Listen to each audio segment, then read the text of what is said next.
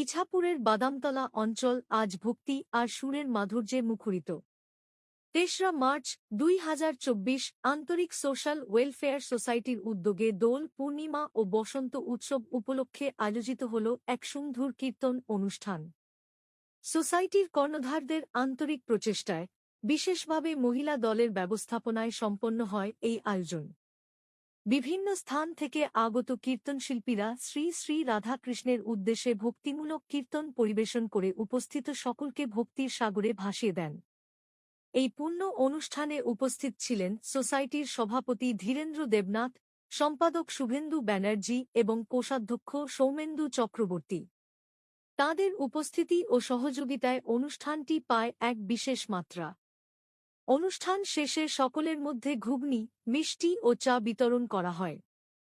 ইছাপুর বাদামতলা থেকে আবির মজুমদার এর রিপোর্ট। আজকে আমরা সবাই আন্তরিক অধিবাসীবৃন্দ সংযুক্ত হয়েছে এক জায়গায়।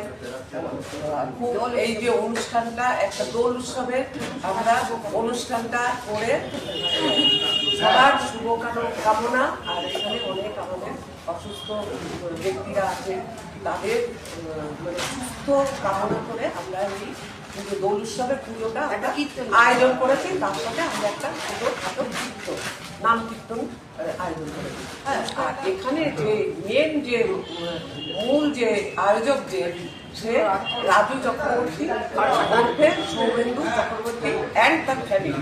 ও আন্তরিক, আমাদের এই পাড়াটা হচ্ছে আন্তরিক আন্তরিক